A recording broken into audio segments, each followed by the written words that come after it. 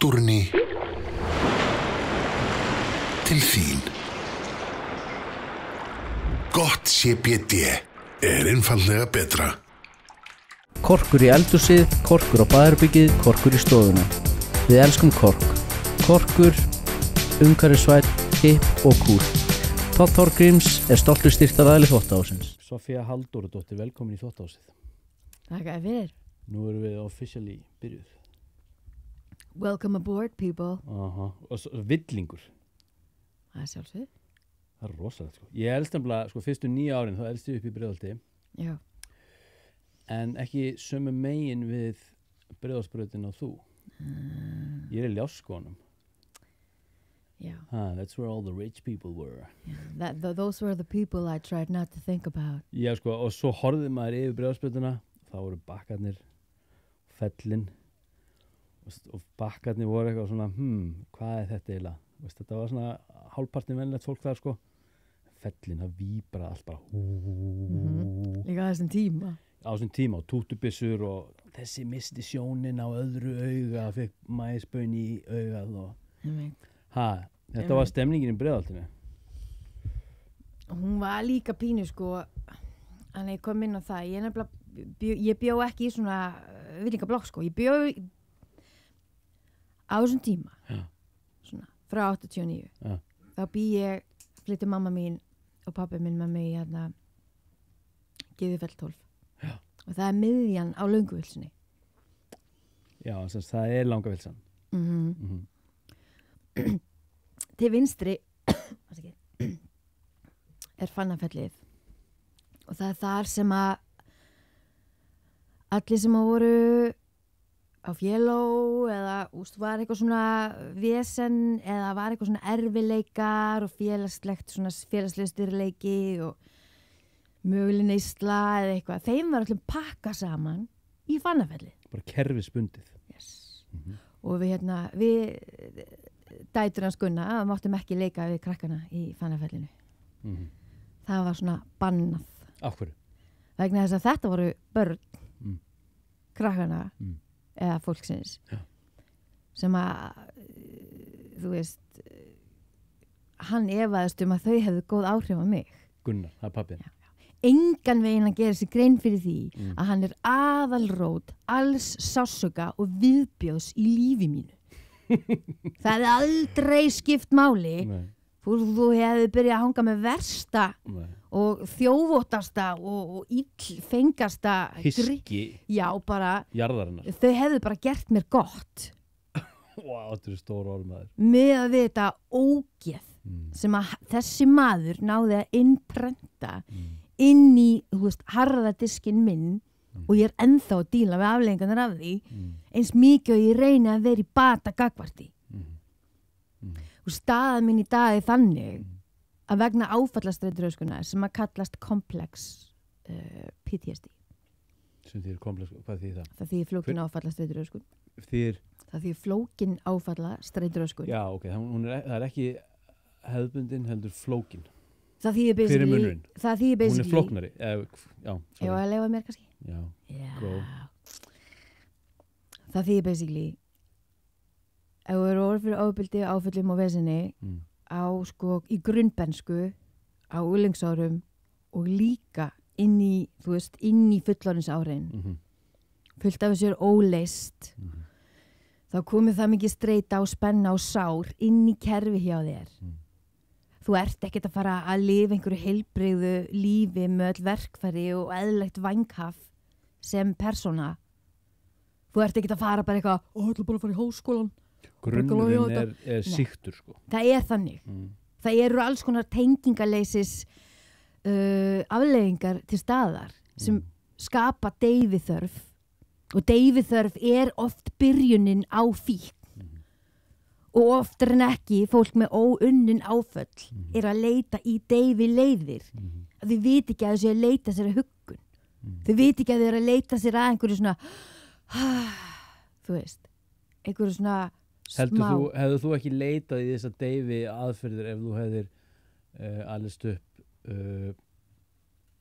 í öðrum aðstæðum þar sem að allt hefði verið eins og svona húsið á sléttunni? ég er nokkuð vissum allavega, ég væri allavega með eðlilegt forræði yfir börnunum mínum í dag og það er ekki vegna þess að svo mikið veist á mér, það er bara, þú veist, ég er með þreytt taugakerfi sem að getur ekki mikið áreiti og allar, þú veist, þerapíur og svona sem ég hef farið í, þú veist, þær hafa alveg haft ákveðin árangur, ákveðin hreinsi árangur, en mér fyrir alltaf vanta þessi verkfæri inn í líf mitt til þess að tengja mig við það að ég sé í fullorðins lífi en ekki á stríðsvæði. Just, ég er alin upp í stríðsvæði og það er engin, þú veist, og ég líka á sama tíma að lítur alltaf rosa fínt vel út heima að mér, þú veist, pappi, svolítið sækó, eitthvað, kannski ekki alls sem fíla hann bla, kjaftaði. Var hann drikkveldur?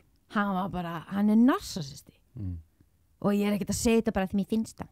Hann, þú veist, ég er búin að lesa mig til þetta og ég elst upp í aðstæðum þar sem ég læri að reyna að elska einhvern sem er narsasisti og ég er bara einhver svona næringar uppspretta fyrir hann, ég er ekki manneskja þess að það kemur fram við mig eins og dúkku. Viltu við að fara inn í söguna? Það má alveg, sko. Já, en sko hún er náttúrulega bara, veist, sögð af þér og þínum forsendum bara á þínum hraða, svona innan sögja og bara hún er á þína ábyrgð og bara óttast ekki neitt. I've been through hell, this is not gonna be anything. Byrjaði þú bara á þessu, veist, förum bara inn í þessa sögu og veist, ég er hérna með nokkra spurningar sem við kannski nota, það er sko veist, fyrstu minningar heldur að við veljum foreldra okkar og aðstæður ég ætlaði að mynda að fara til það eða er okkur úthlutað gott að við getum byrjað að mynda á því eða er þetta bara algjör stjórnleysi og tilgangsleysi? Þetta er það ekki, sko. Góða minningar, slæmar, í hvað skóla voru kennara næs? Kennararnir voru yndislegir, sko. Og veist, allt þetta, förum bara í þetta og svo tökum við sko afleiðingarna sem sitja eftir þegar þú ert allt í einu eða átt að vera orðin fullorðin. Fínt. Við erum búin að gefa smá svona preview núna. Já. Þannig að ef þið langar að hlusta lengra þá er rosa, þú veist, svona mynd á leiðinni sem að gefur kannski skilning. Viltu fá stól undir lappirnar? Það væri geðið. Já, ekki það? Já.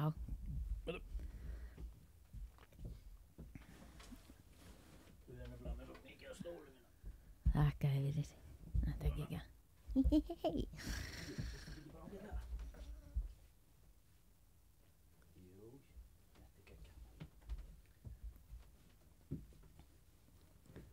Þetta er ekki bara kósí fúsi? Mjög. Þetta er bara eins og í Breiðholtinu? Í rauninni er eins og ég hafi búið í hörmulegum aðstæðum, þú veist, á yfirborðinu. En þetta yfirborð fekk aldrei að sjást. Fyrstu minningarnar mínar einhvern veginn þegar ég er að horfa tilbaka er þegar það er að koma fólk í heimsókn að þá er eins og ég, þú veist, ég var náttúrulega taugahrúga. Hvað eru við gömul hana? Svona 4, 5, 6, 7 og það sem er að hann beitir náttúrulega mömmu ofbeldi. Hann ræður heimilinu bara eins og svona hálfgerður bara Hitler. Það má enginn segja neitt á móti honum. Mamma passar að hafa alltaf allt rosa fínt og flott heima. Hann notar dóp á hverjum degi.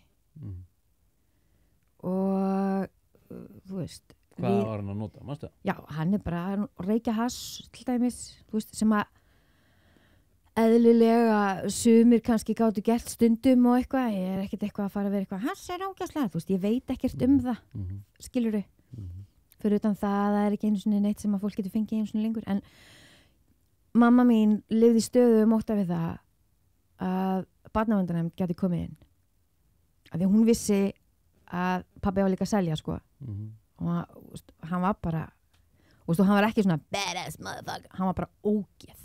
Það var bara svona, ég trúi ekki að þessi maður sé pabbi minn, kind of good. Og þannig að Það voru ekki sískinni? Ég átti eina systir. Yngri það? Já. Ein systir, hún var 1 ára yngri en ég. Alltaf með XM. Hann reykti inni, drullu sama þá barnið hans væri með XM. Þú veist, hún þurfti að fara allavega einu sinni til þessar upp á spítala. Spítala sem hann nennti aldrei að fara með okkur á. bara mamma sko. Hann nefndi ekki neinu, allir í kringum hann voru þjónar og ég lærði bara að leita að ást hjá einhverjum sem vildi ekki ást hjá mér. Hann vildi bara að ég myndi veita honum það sem hann þarf. Samt fær hann aldrei nóg, sko. Nei, ég meina, þetta er maður sem byrjar að grúma mig þegar ég er eins og hálsás.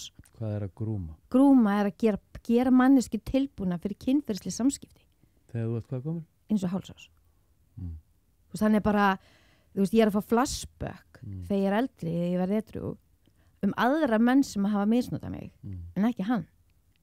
Vegna þess að það var, þú veist, hann var búinn að stilla það inn hjá mér að það væri ekki óeðlilegt ef hann kæmi við mig, við líkama minn, á óeðlilegan hátt. Og þetta er, sko, mér finnst stundum þetta að vera mesti glæpurinn sem hann hefur bara gert mér. Að því svo verði ég eldri og það er að stuða með allt sem að, þú veist, einhvern veginn, ef einhver gæi reynir að vera næs við mig, að því hann langar í mig, þá verður hann fælandi. Svona dæmi. Þú veist, þegar ég verði eldri, þá er ég, þú veist, ég er að komast að því þegar ég verði eldri, í gegnum hérna, kem inn á það eftir, það var nýr lífstíl sem að hérna, kom inn einhvern tímann að vera með gaur sem að vildi prófa að fara að hitta hannur pöður og eitthvað svona rugl.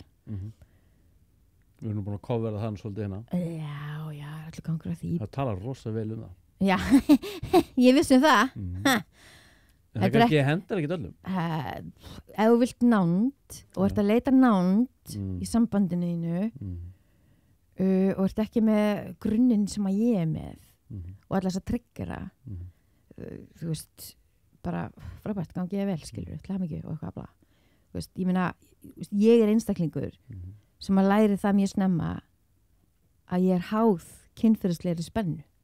Þetta er bara svona, þetta er svona endurforritun, bara með þegar þú ert bara unga barn, nánast. Já. Þú veist, ég meina, ég læri aldrei að lifa í barnaheimi. Nei. Ég er búin að þurfa að alast upp í fullorðinsheimi eða þarna þessum tíma, síðan ég var lítil. Og svo þegar það er ekki í gangi, þá er ég að passa systir mín og þess að, þú veist, það mátti aldrei neitt koma upp á því að hann var allt svo tryggaraður og hann var allt svo pyrraður, hann var að bryðja spýtpillur með ung börn á heimilinu og konur sem þarf ekki að segja nei við hann út af því að annars lemur hann það. Þú veist, þetta er bara viðbjóður. Allavega. Og þú veist, það var ekki fyrir en að við komumst í kvennaathvarfið þarna í júlí 1994 sem er besti dag lífsmins sem mamma loksins fer frá honum. Hvað ertu þá komið? Það var 10 ára. Já, og hvað var búið að vera í gangi þá hann? Á þessum tíma. Þetta er bara svo langur tími. Þetta er langur tími af ofbeldi og kynferðislega vanrækslu, tilfinningalegri vanrækslu í 2 síðustu árin til dæmis, bara þannig haldið því áfram hérna. Ég veit það að þessi faðir minn er búin að vera að grúma mig bara, þú veist, þarna þú veist, þannig að það verður sérst ekki viðvörunarkerfið mitt fer ekki í gang. Þú veist, það verður ekki svona, wow, þú mátt ekki gera þetta, nei, og það skapar ekki þessar ógeðslegu minningar sem eiga að koma í flashbacki út af því það voru eðlilegt. Ég er ekki alveg að skilja almennilega þetta hugtak að grúma. Já, það er bara að vinna sér inn traust hjá aðila sem á ekki að vera í þessu sambandi með þér. Þú veist, hefur ekki heyrt um það. Svona, það eru til menn sem hafa verið að grúma einhverja svona yngri stelpur, þú veist, sem hafa verið til dæmis bara í kringum þá, unni sér inn eitthvað traust hjá þeim, unni sér inn eitthvað svona, hei, þú veist, einn daginn ef mér langar að fara við mörkin hennar og hún veit það ekki. Allt geðveikislega óviðeigandi, að þá hefur hún ekki varnir. Nei, þarna ertu bara með lítið barn. Já. Þetta bara byrja bara mjög snemma, bara eitthvað svona smá ógeðslegt hérna, mamma mín kom einhvern tímann aðnum, hún kom snemma heim úr vinnunni og þetta er mjög ógeðslegt og bara, ég ætla bara að setja varúð hérna áður en að fólk heldur áfram að hlusta. Þetta er ekkert eitthvað grafískt, þetta er bara, þú veist, hún kemur heim, hann er á baði, ég sit á hnjánum á honum, sný frá honum og hann er að runga sér. Og ég er eins og hálsás. Þú veist, þessi orka, börn skilja alveg að það er eitthvað mjög ógeðslegt í gangi þarna.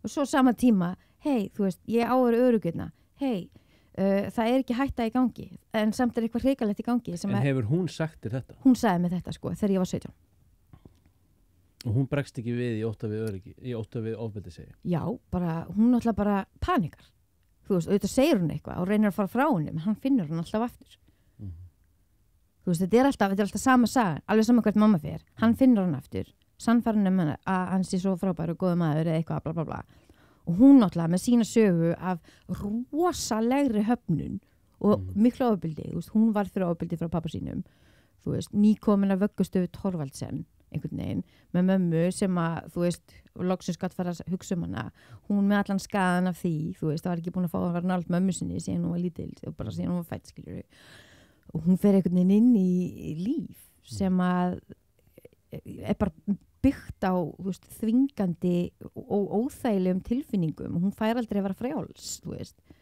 og allt þetta sjálfsmyndar ógeð skiljur og svo fer hún skiljur og verður móðir líka og veist, hún gat aldrei unni sjálf úr þessu hún er bara alltaf að survive og svo þegar hún er fullorðin þá er hún komin líka með þessa flóknu áfallastreitur sem hún er að vinna úr í dag veist, eftir að hafa verið í 11 ár með manni sem að landa hana og 14 skýrslur upp á spítala eftir ofbeldisverknað og Já, og hún, ég geti nú ekki ímyndið mér hún hafi alltaf farið upp á spítala Nei, hún gat það náttúrulega ekki alltaf sko en það er að ástandið hefur ekki verið ekstra slæmt já, og þú veist, ég meina heimurinn minn er þannig að pabbi lemur mig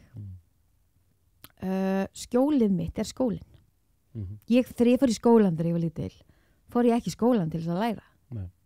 Ég gerði mér ekkert grein fyrir því að það var endilega markmið það var bara eitthvað svona það sem allir hinn voru að gera og ég gaf bara með ég fór í skólan bara frí í 4 ár, já, til þess að fá frí frá þessum manni veist, og liðstöðu móta líka við það að þú veist ég til dæmis satt lengi með afleiðingar af því að hafa verið skömmuð allt og mikið fólk sem er skammað allt og mikið þegar þau eru börn þau fara út í lífið með síkta mynd af því hvað þau eru dásamlega manneskjur af því þau eru alltaf á varbyrgi fyrir því að þau getur gert eitthvað vitlaust eða bara, veist, sjálfsmyndin í einhvern veginn opaslega svona það er svona þjáning í gangi sem er aldrei almennilega leys og þú ert að tala bara að það getur verið bara traumatístur ég bara svona alveg bara hversdagslegt dót bara eins og að hella niður og bara eitthvað sem að reyni kannski skiptir ekkit alltaf miklu máli sem er bara stöðugt bara árás bara við hvert svoleiðis tilfelli það tryggirar áfallastreitu hjá mér ennþá ef ég sulla niður mjólk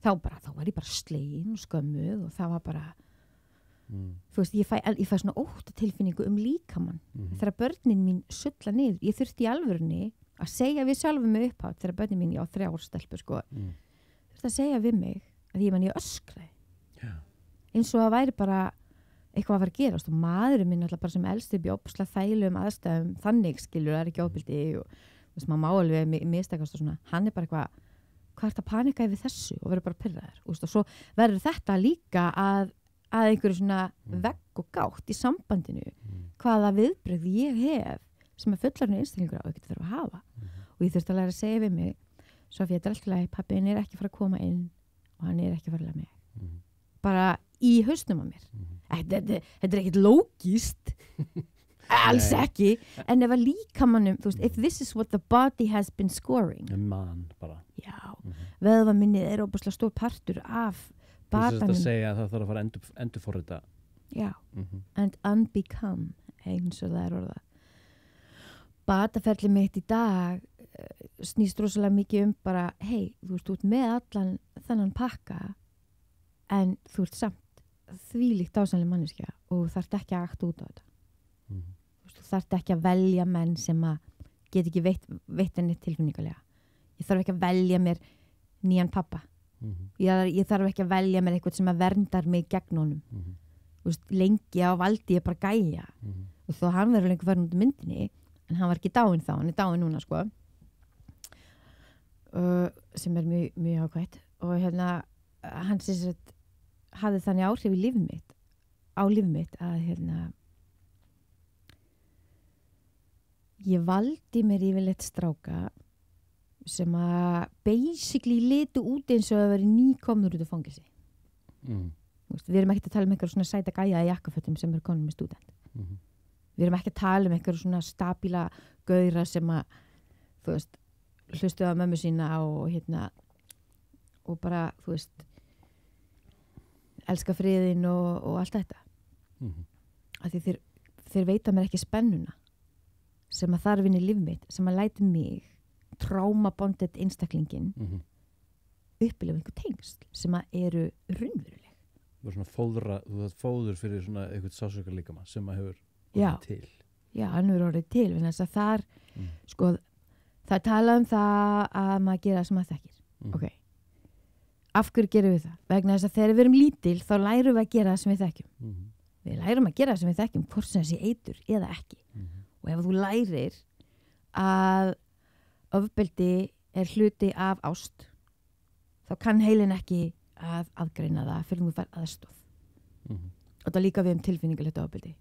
Tilfinningulegt ofbeldi þegar þú og annar einstaklingur eigi tilfinningulega trausti og einlægu sambandi en viðkomandi hefur alltaf aðgang að þér og notar leiðirlegar leiðir til þess að meiða þig. En það aldrei neitt sem að getur raunverulega sagt að það sé vera með þig vegna þess að sést ekki á þér. Andlegt ofbeldi rosa mikið svona, þú veist, ég geti verið bara eitthvað horfa gett umlægn á tæknumannin og ég bara eitthvað, þú veist eitthvað með einhverja stæla og eitthvað, það andlegt ofbeldi. Ef ég eitthvað að láta öðrum líða til kringum mig, skilur ekki með líkamlega ofbeldi og svo verður með einhver skot eitthvað svona rugl, en ég á ekki tilfinningulegt traust við tæknumannin. Þannig að hann getur verið bara eitthvað yeah, whatever, þú veist. En ef að þú til dæmis besti vinur minn og ég var alltaf að vera að safna þetta skegga, veistu þetta ferðir ekkert, eitthvað. Þú veist, þegar þetta komið út í svona, þú veist, út í eitthvað svona, þú veist, það verið að fara inn á viðkvæmu hliðina og sprengja eitthvað. Búa til eitthvað svona vond. Aftur, nákvæmlega. Þannig að þetta komið undir skinnið á þér. En þú, af því að það tilfinninguleg traust og virðing og innlegni í gangi og þú ert kannski með stærra hjarta en hinn við einstaklingurinn einhver leiti að virkara, skilur við, að þá ert þú ekki bara eitthvað, þú veist, viðbragðskerfið þitt og viðvörunarkerfið þitt ekki stillt inn á, þessi geti verið með árás, ég ætla að verja með þegar gerist. Það er svona að vera inn. Það er grunnurinn í tilfinningulega ofbeldi. Svo kannski skotið inn svona í skalanum 2, svo dregið út 1,5. Akkurat. En hálfur situr eftir, sko. Akkurat. Og maður bara, hjúk. Já, akkurat. En hálfur situr eftir sem eind, sko. Nefnilega. Og svo hlæðist utan á þetta. Svo verður það spírat líka inn í samskiptunum. Þannig að ég, þú veist, þurfti sjálf að læra hvenær á tilfinningulegt ofbeldi sér stað hjá mér sem móðir. Svona sem dæmi. Já, altså af þínum... Af minni hálfu. Já, einmitt. Hvenær töð orðið bara eitthvað sem að meiðir. Hvenær, þú veist, það er grundvallar skilyrði fyrir heilbrigði á mínu heimili að þessi tilfinningulegt heilbrigði til staðar. Að það sé virt. Allt hitt kemur í restina. Ef þú virðir tilfinningulegt heilbrigði, þá kemur til með að virða líkamlegt heilbrigði, þú kemur til með að leita að huggun ef þið vantar. Þú veist, ef þið vantar þetta soothing dæmi vegna þess að það er sveifla og sársauki til staðar sem þarf að laga og getur ekkert alltaf einn. Þú meinar að restin mun sjá sér sjálft? Já, restin sjá sér sjálft og þú veist, bara þetta verkfæri hefur hjálpað mér rosalega mikið að vera sterk móðir þrátt fyrir reynsluna sem ég hef og edrumennskan náttúrulega að vera vakandi fyrir samskiptum og hverju ég að gefa áfram. Þess vegna líka hef ég lagt mér svo mikið fram við að vera manneskja sem gefur af sér kærleika, gefur af sér umhyggju, sönn í sjálfri mér, lifi í sannleika hjarta míns án þess að sé eitthvað rosa áreynsla. Og þess vegna innlegni svo rosalega sterkt vopn fyrir mig. Og það er það sem að tengi mig líka bara við sjálfa mig. Þess meira tengt sjálfur í mér sem að ég þess meðvitaðri ég það að það kemur einhver trigger upp sem að ég þarf í rauninni aðstoð með kannski að losa við og svo ég, þú veist, ég komin í bara loksins betri mál núna því ég komin í eitthvað sem heitir geðteymi suður þar ég að fá áfallateymis hjálp og þú veist, að fá almennileg verkfæri þannig að ég geti komist einhvern veginn almennilega út á vinnumarkaðinn með það sem ég hef þú veist, og geti kontributa til samfélagsins án þess að verða of þreytt eða of búin á því eða klára mig því ég tvisar sem búin að fara í burnout. Þú bara ennþá að díla við þetta? Já. Okay. Og einmitt þetta, sem eru með mína sögu, þeir eru svona fólk sem geta bara farið á fyllir einu sinni í viku eða eitthvað. Og svona blastað aðeins og önvændað og gert eitthvað svona en þeir eru ekkit endilega alveg í stjórnleysi. Ég hef þetta ekki. Ég er alltaf með tilfinningarna mínar í gangi. Ég hef ekki hann valmöguleika að geta stundu fengið mér eina jónu og bara svona eitthvað. Ég hef ekki hann valmöguleika að microdósa. Þú veist, ég hef ekki hann valmöguleika að geta bara eitthvað, ég ætla bara að gera eitthvað sem að aftengi mig og svo bara eitthvað, þú veist. Og þessi virkar alveg örugglega fyrir suma microdósa, en taugakerfið mitt myndi bara búið í fíkn. En finnst þú ekkert vera með vinnu, finnst þú ekkert vera að ná að svona rista þetta af þér smátt og smátt? Sko, þetta kemur í svona hvað maður að segja, svona holskeflum. Já, því þú hlýtur að þurfa að endur upplifa sko, þegar þú losar sko. Já, það vil gerast sko.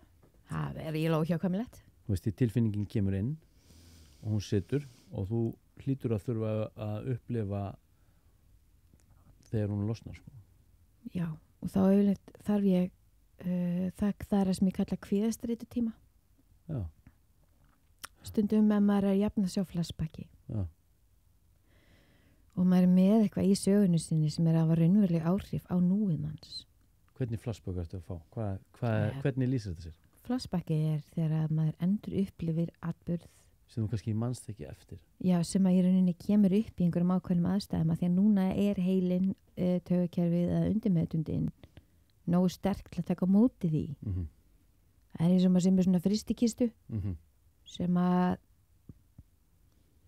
er í undirmeðvitundinni, hún er þarna og það sem maður ræður ekki við þegar maður fer í gegnum það að maður er lítill. Það fer svolítið í þessa kistu. Já.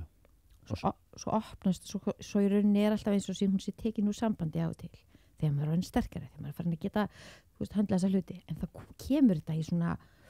kemur þetta bara svona yfir mig, ég kannski er að horfa einhverja mynd. Erum við þá að tala um bara allt í einu bara manstu eitthvað? Já, eitthvað atburð? Já. Eitthvað sem bara allt í einu fatta ég eitthvað púst. Bara eitthvað sem þú vissir ekki áður? Já.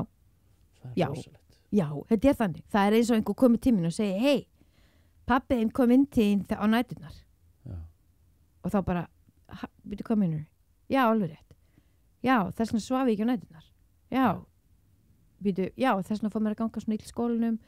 Byrju, já, hann var að koma inn til mín á næturnar þegar mamma mín var að fara að prjónanámskeið. Eða þú veist að kvöldin. Já. Og þá allt í einu verður allt ógeðslega ljóst bara, heyrðu, hann var búin að vera að gera þetta í langan tíma. Ég bara, þú veist, ég var aldrei örugg. Nei, þá hlýtur að fara í gang bara eitthvað massíft ferli, bara eitthvað sorg og reiði og skömm og allur pakkin. Og allt þetta, auðvitað, og ég meina, þú veist, ég tek heilan dag bara eitthvað að gráta. Og þetta er raunverulegt. Þetta er ekki bara eitthvað svona, nú ætlum ég ekki að þetta spáði þessu hvort þetta geta gerist bara, það er svo pikk í mann. Það er flashback, allavega flashbackin sem ég þekki. Og ég hef aldrei, ég hef 3 sinni voru ólétt, á þessum meðgöngum hef ég aldrei farið í gegnum heila meðgöngu án þess að fá eitthvað eitt ógeðslegt flashback. Af því að, þú veist, undirmeðvitundin, hún er að undirbúa sig fyrir að vera móðir þessa einstakling sem er að koma og svo mikið að gerist í líkaminn hjá óléttri konu. Já. Og þú veist, þá er líkaminn meira í því að hreinsa út einhverja spennu og hreinsa út einhverja svona upplifanir.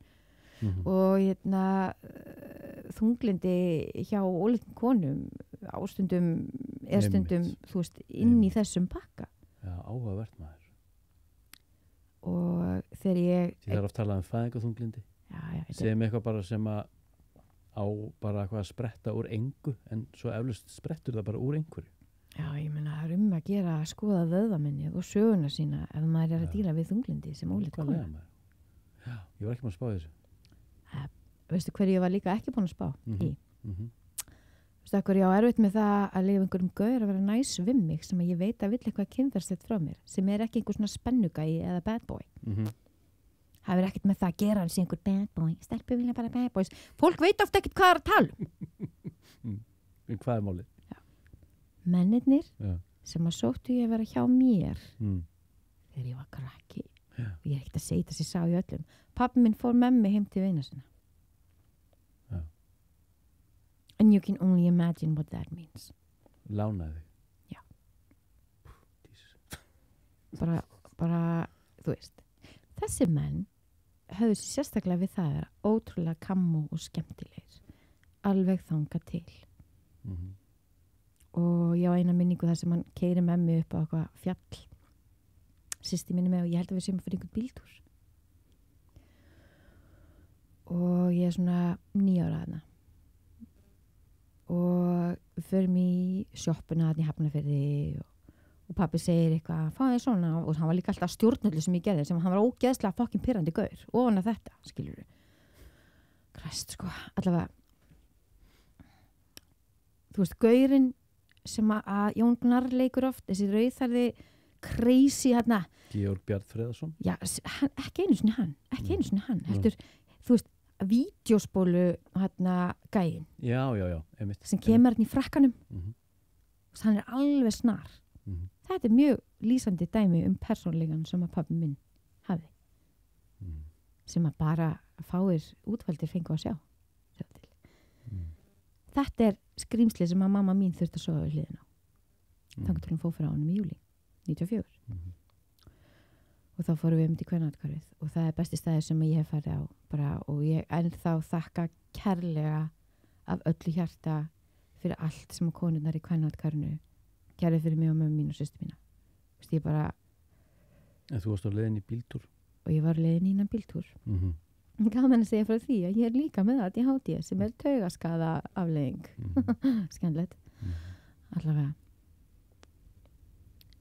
Og við erum komin upp á hæðina og ég var með eitthvað nammipoka sem ég hafði valið með sem þessi maður mitt hafði gefið mér og ég var eitthvað svona, þetta kannski bara fýtt gaur og eitthvað. Og meðvitundin hjá barni, hún aldrei þannig, meðvitund hjá barni, hún þannig bara, ok, nú gaman, það verður að passa mig, þetta ekkert flókið. Svo lappar pappi út í bílnum. Systir mín lappar út í bílnum og ég eftir í þessum bíl með þessum manni. Það var semst eitthvað með ykkur? Já, þessi maður var með okkur. Hann var að segja eitthvað svona, já, vill ekki fá þið svona, ég sköpa þetta, og var að vera svo næs. Og ég man að var alltaf svona inni með svona tilfinning, svona, eitthvað, ég á ekki að vera hérna, hvað í gangi hérna, En ég var líka bara venn því hvort á því að vera í kringu pabbi minn anyways, því ég nefndi aldrei hanga með honum að því hann var fokkin fáti. Ok. Þau farið til bílnum, systir mín, hann 8 ára og mér skrýta að ég sé ekki fara út í bílinn líka og hann segi, nei, þú þessi fáti hana sem að komi okkur í bíltúrin, hann ætlar að vera hann ætlar eitthvað að spjalla við þig eitthvað, ég bara, já hvað svona merklega mig, eitthvað en á sama tíma, og þetta minning sem ég fæ þegar ég óleitt af öðru barninu mínu ég bara vasku upp, skilurðu og svo bara kemur þetta að það kemur ég er að upplega einhverja ógeðslega tilfinningu í núinu mínu núna og hún nær einhvern svona breaking point og þegar þessi ógeðslega tilfinning nær breaking pointi að það bara svona eins og opnumst eitthvað YouTube til svona myndband í hausnum á mér eins og í Minority Report það bara allt í hennu skilja allt miklu betur bara já, sem maður misnotaði mig í þessum bíl og hann fór lengra yfir línuna heldur en að ég hefði nokkuð tímann upplifað áður. Já, það var sársauki sem að fylgdi þessari tilfinningu þessari minningu og eitthvað svona, gat ekki andað og eitthvað svona ógeð, skilur og það var bara svona terrifying trauma og svo bara keyrum við heim eins og ekkert hafi gerst og ég fer bara eitthvað inn í herbyggi mitt og mér langar bara til að deyja og einu sem langar til að við þráði dauðan og það var enginn til þess að segja neitt við. Var það aldrei reynt? Altså kennarar eða? Nei. Ég man að ég var ekkert mann kom einhvern veginn inn til skólahjúkrunarfræðingsins í Fellaskóla á þessum tíma og yndisleg kona, algjörlega yndisleg. Ég man mig klæjaði eitthvað á þessu svæði og ég segi eitthvað, ég ekki að ná að, þú veist, þetta hættir ekki og hún læti mig hafa eitthvað krem og eitthvað og svo einhvern veginn bregður þannig fyrir að hún sér þetta svæði og það kemur eitthvað svona sjokkrandi lúk á hana svona eins og ég hafi eins og hún sjáu bara, þetta barn ekki lengur með megarhaft og mér finnst mjög líklegt að þetta hafi verið þaggað niður afi mitt, pappa mínum að því að hefur hann ekki bara dotti eitthvað úti eða bla bla bla því þessu hlýtur að hafa verið mætt með samtali við foreldra. Það hlýtur að vera sko og svo var ég bara skömmu fyrir að vera með vesen það er bara þessi bara ekki láta á því bera að þessi viðbjóður í gangi á heimilinu og svo náttúrulega mamma var náttúrulega bara að gera allt sitt besta til þess að reyna, hún var að plotta í 2 ár leiðir til þess að komast í burtu frá þessum manni að þessi maður byrjaði samskiptin hennar við ást í þannig að þau eru einhver balli og svo bara eltar hann hana þannig að hún nennir ekki lengur að láta hann elta þess, hann er bara fokkin stolkar sko eins og margir narsistar eru þeir en eru af hverju er hann svona?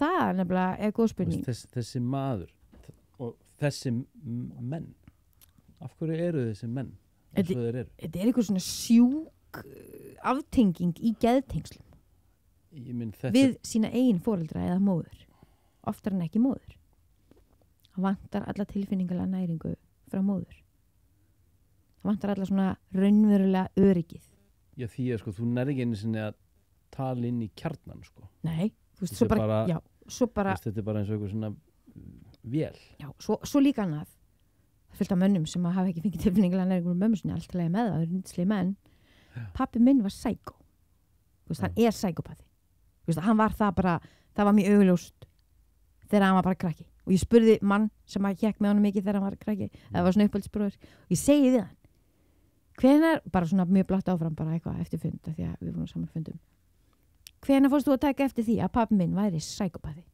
og hann segi bara hann hefur verið svona 9 ára 8-9-10 ára það bara gerðist eitthvað hjá honum sagði hann eitthvað hvað hann sá? Hann bara áttaði sig á því að hann hafði engin mörk hann tranar sér og frekjast áfram þangað til að hann fær það sem hann vill af því að hann á einhvern rétt á einhverju bla bla bla bla bla og hefur aldrei rangt fyrir sér þessi maður hefði ekki feisa sjálfa sig þú veist, with a gun to his head allavega þetta er rosa og svo er einhverju grunnstundur hann hafði einhvern tímann sagt mömmu frá því að einhver maður hefði misnotað hann sko sem hefur ekki bætt úr skák einhvern veginn þarna hann er fættur 61 sko og úlst upp í vonum og eitthvað bla bla bla hann hálf glæsibæði þar Þekkirðu foreldrar hans? Foreldrar hvers? Þessa manns? Nei, ég veit að mamma hans og mamma hans pappa voru vinkonur og þetta var bara svona þannig ég meina þekkirðu ömmuðina og afa ömmu mín og afa foreldra pappa hans afi minn yndislegur afi minn pappans pappa hann var alltaf bara ótrúlega mikið ljúlingur og þú veist, ég veit ekki í rauninni hvað það var sem að af hverju, ég veit bara að afi náði ekki til hans það bara náði ekki til hans það var alveg sama hefur hann talað það? Svona lauslega ég meina þessi saga sem þú ert að segja núna ég meina á þetta eftir að vera svona einhver sjokkar bara fyrir altså fjölskylduna eða á þetta eftir að koma þér í eitthvað bad spot eða eitthvað bad standing veistu þau er ekki að fara að heyra eitthvað sem að ég myndi ekki segja hvort þið er to their faces það er alveg þannig já, ég meina þau bara hafa aldrei spurt skilur við en er þetta nýjar upplýsingar fyrir þeim? Þetta eru ítarlegri upplýsingar fyrir þeim en ég myndi aldrei segja neitt sem er ekki satt sem ég hafa ekki raunverulega minningar Nei, ég skil þannig að bara allt sem ég segi út frá einlegum stað og afi minn áður en hann dó þá tók hann utan um mig og hann sagði við mig svo fyrir vildi óska að við hefum vitað þetta við hefum bara þú veist, vitað að við hefum alveg hjálpað ykkur og komið ykkur út úr þessu og þú veist og einhvern tímann þú veist veit ég það að einhvern tímann kannski mun koma að því að þessi saga mun renna til einhverja en sem er í fjölskyldinu og ég veit að systirin ömmu hún veit þetta þú veist, mamma búin að segja henni allt og hún bara já þú veist, bara glataði þurfti að hanga þarna svona lengi En spáðu hvað þetta er algengt nefnilega þessi saga sko út af því að yfirborðið það sem að fólk treystir á að sé satt og það er bara fucking kjafta Já, en heldur þetta hafi verið algengara því nú las ég bókundaginn sem ég man ekki hvað hún hét eitthvað Röddin í þögninni eða eitthvað líka það er saga konu í Reykjavík eftir stríðsárin svona uppgjörsbók sem hún skrifaði ég hætti bara að lesa í miðri bók ég gat ekki meir sko og í þessari sögu voru allir barnaperar í kringum hana skósmiðurinn kaupmaðurinn á horninu skólastjórinn, kennarinn pappinn, frændinn og maður er bara svona hversu fucking óheppin getur þú verið þannig að það er sem ég er að segja heldur það hafi verið meira þessar stíflur og þessar það lefum maður að segja bara anarlegu hvatir í fortíðinni í dag Ég hugsa að menn hafi komist upp með meiri viðbjóð þá af því að þá var fólk ekkert að tala eins mikið þetta Það var ekki sama flæðu upplýsingum sama gegnsæi Þú varst ekkert að setja tilfinningar þínar á borð þú varst ekki einu svona horfast í augu eða sko Í rauninni ekki Það var bara lok Og svo líka, ég meina, þú náttúrulega dæmis bara svona dæmi, elstu upp á tímum þar sem að þú veist það bara að ekkert annað í myndinni en að ef þetta er fullorðið manneskja það áttu bara treyst henni fullorðið fólk gerir ekki mistök Já, annars er þetta bara hittur eða þú veist annars er þetta bara að tala nágrannan eða eitthvað Já, þú hlýðir og það er tamningin og rosa mikið til með partur af barnanum mínum er ekki vera tamin ekki láta neitt stjórna þér en vertu eins yndislega manneskja og þú veist að þú getur verið og þetta er eitthvað sem ég er að kenna mínum börnum til dæmis og veist, ég bara að gera mitt best til að temja þér ekki og þegar ég rek mig á það að sko þá hlægjum við að því og ég segi bara sorry, mamma var að vera eitthvað svona grippa, láta ykkur smá ég fari taugarnar á sér, bara sorry. Hvað eru þær gamlar? Þær eru 13 að vera 14 hún er einmitt gaman að segja fyrir því að þær eru 3 ár Já, þær eru 13 11 og 9 orðin 6 ára Já. Og svo hefur ég gaman að segja frá því Já, bara til dæmis út af því að upplýsinguflæðið er svo yndislegt að mín stelpa kom bara til mín fyrir jól og sagði bara heyrðu mamma, og stóð ekki núna á þessu ári sem var líða heldur þú veist 2020 og sagði mamma já kærustu já ok, sagði ég kærustu ég sagði já ekki komin í 8. bekk bara já ok, flott, já, að make a sense já, ég svo sem var búin að finna inn á þetta sagði ég og bara flott að þú sett svona úst hana með þig svo kemur litla miðan og hún bara mamma ég bæ ég bara já mér finnast bæði strákar og stelpur ógeðslega sæt ég skal bara segja það ég bara já, geggjað og svo fór ég að hugsa hvað mér og pöpunum þeirra já, þessi tópaðsföður hefur tekist vel að gera þær tilfinningarlega sterkur og sjálfstæðar að þær eru bara vissar með þessa hluti þær eru alveg óhræddar og virðast hafa sterk mörk líka þú veist, hún er búin að vera með þessari stelpu núna ennþá síðan þá bara heldur bara ársamali sitt hérna í október í fyrra ógeðslega sætt ég vil hann fara heim til hennar og baka og svo ætla ég að gefa henni glaðning 12 ára og litla sem er 11 ára og þá náttúrulega 10 þú veist, við erum alveg þannig að við kannski keyrum fram hjá einhverju með regnboga og það heyrist í henni, mamma sjá þetta gay pride. Hún er svo lítil og hún veit ekki munin alltaf. Marli, nei, Áslaug, þetta bara regnbogi á leikskóla, þetta ekki gay pride leikskóli, þó það væri að sjálfsögðu ofsalega fallegt líka, skilur við. Og svo bara svona alls konar svona atriði, þú veist, sem að segja mér það að þeirra tjáningar, sannleikur og frelsi miklu, miklu sterkara heldur en ég nokkuð tímann hefði fengið að upplifa þegar ég var lítil. Já, því maður svo gjarn á að vera einhvern veginn bara misgjörn á það kannski, en þegar ég var lítill þá bara var ég með vinnu á sumrin eða þá bara gekk ég í skólan, ég var ekki keyrður og þegar ég var lítill þá bara borðaði ég það sem var á disknum fyrir fram að mig og ekki, veist, allt þetta eins og alltaf hefur verið miklu betra þegar ég var lítill. Já.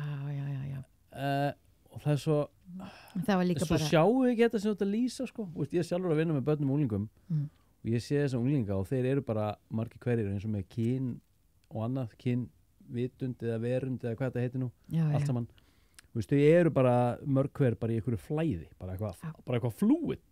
Já. Og ekkert eitthvað, þau eru eitthvað meðvitað að skilgreina hitt og þetta, þau eru bara ekki í þessum ferkantaða diagnostic heimi eins og ég er í sko. Akkurat. Og þetta gerir það verkum að miklu minna komplexum. Og ég bara eitthvað, það var allt betra þegar ég var ungur maður sem mögulega bara kjaftaði. Kannski synd. Foreldrar okkar bara eitthvað að skýta á sig á herbyggi sko. Vá, en sko líka er svo magnað að hérna, ég er búin að vera að skoða svolítið íslenskt samfélag og þetta sem þú varst að segja mig, þetta með, þú veist, hvað var í gangi að þessum tíma sem er kannski öðruvísi við núna er að sko börnin sem eru úlingar börn í dag, svo kynslóð, hún er ekki alin upp af fólki sem að voru bara föst á sjó, það voru bara föst í því að sjá bæinn og reka kýrnar og vakna og bla bla bla og bla bla bla og mamman var ekki, þú veist, einhvern veginn föst í eldhúsinu með 7 krakkar sem hún þurfti að fæða og mann sem var úti að heyja og eitthvað djölinn, þú veist, álagspunktarnir á foreldra í dag er alltaf öðruvíseldinu fyrir 60 árum síðan og fyrir utan tilfinningalega stuðningsnetið. En samt annarkoð manneski í burnout. Það er bara Er það kannski bara til að kerfið býður upp á það átt á tíðum? Heldur að þessi burnout séu alltaf, hvað það segja, réttlætanlega? Heldur þú að amma þína hafi aldrei farið í burnout? Jú, örgulega nákvæmlega, örgulega 100 sinnum. Og þú veist, fólk hefur stundum það var bara ekki acknowledged. Nei, þú bara hérst áfram.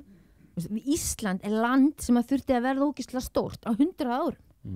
Ekki eins og Ítalir bara eru búin að vera að malla bara með volgapönnu bara með samfélagi bara heilengi bara þú veist og alltaf allir saman, fjölskyldan alltaf saman og þú veist, Íslendingar eru bara svona þú verður að drutta þér á sjó og þú kemur með pening heim og barnið okkar er veikt og það deyr kannski og þetta var bara eitthvað svona alltaf fokkin skítakuldi hérna þú veist þú veist, bændur móðuharðindi nýta sem er til ble, þú veist, þetta er áfalla þjóð við erum óðbáðslega mettuð af miklu álagi og áföllum og svo, þú veist það er ekkert skrítið við það að, þú veist kynslóðirnar í dag séu bara, hey, ef þú ert að upplega þetta og þetta passaði og hvíla fyrir 50 árum síðan þá var þetta ekki valkostur einu sinni fyrir fólk